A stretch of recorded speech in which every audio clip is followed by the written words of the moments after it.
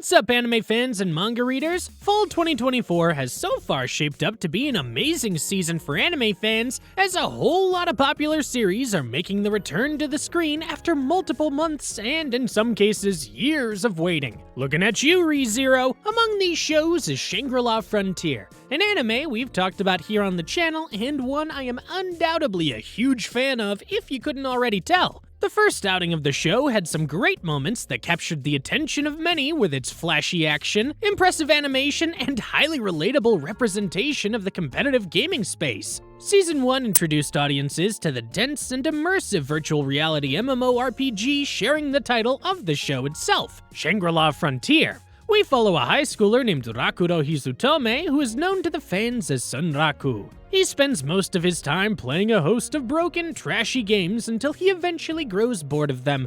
As a challenge, he decides to pick up the highly acclaimed VR masterpiece called Shangri La Frontier. It ends up being everything he'd hoped for and more. Sunraku transitions into a new game world fraught with strong monsters, engaging quests, and unique allies that help him grow as a gamer and as a person. Throughout the first season, Sunraku goes through hazardous battles and complicated scenarios that only someone like him, hardened by the unforgiving brokenness of the laggy, busted games he used to thrive on, would survive. The first season left us off at a point where many of the show's plot lines were yet unresolved, and fans who wanted more of Sunraku and his adventures in this virtual world were left with nothing but scraps for over a year, until a few short weeks ago when Season 2 premiered. The second season comes to us again from Studio C2C, who did an admirable job with the first season. The impeccable balance between high-intensity combat and the more carefree moments of character interaction, which was a high point in the first outing of the show, returns once again, and we're happy to see the gang back together.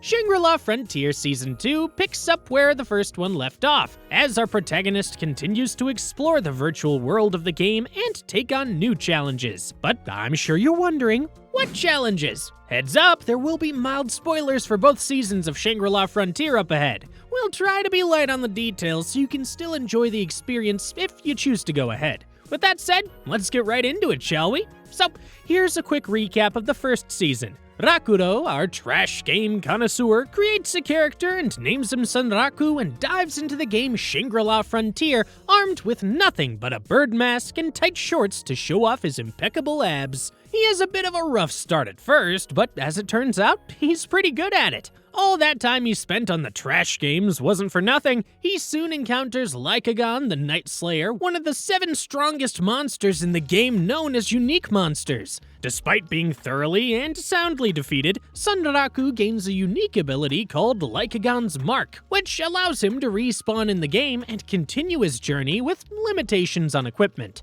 A lot of stuff happens, and he meets and teams up with a whole host of different fan-favorite characters, including other players like Saiger Zero, Arthur Pencilgon, and Oikatsu, as well as NPCs like Amul and the Vorpal Bunnies. Season 2 starts off by wrapping up a few loose threads left hanging by the end of the first season by kicking us into high gear with a brand new arc. Rakuro and his party enter the Road of Past Glories, where they uncover hints about the Age of Divinity's downfall in a great war.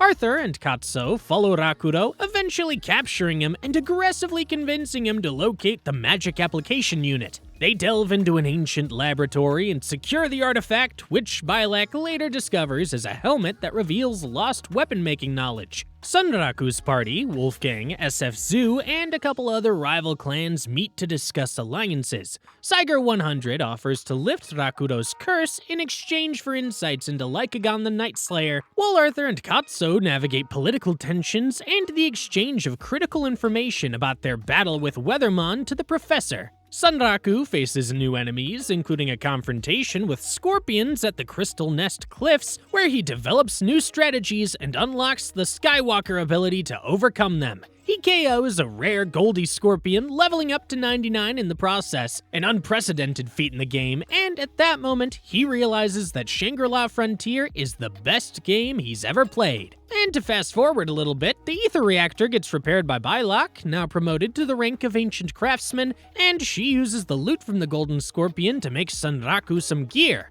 However, Due to Sunraku's curse, the one that prevents him from equipping any armor, he finds himself unable to use any of it. Like all gamers everywhere, having hit a wall with seemingly no way to progress, he decides to take a break from Shangri La Frontier and revisit one of his old favorites, a trash game called Nephilim Hollow. Now, Nephilim Hollow is very different from Shangri La Frontier. It's a mecha game, one where players pilot these massive robots and engage in duels in a war-torn city. Rakudo pilots his mech Kingfisher, and he soon finds that the game has changed a lot since the last time he logged in.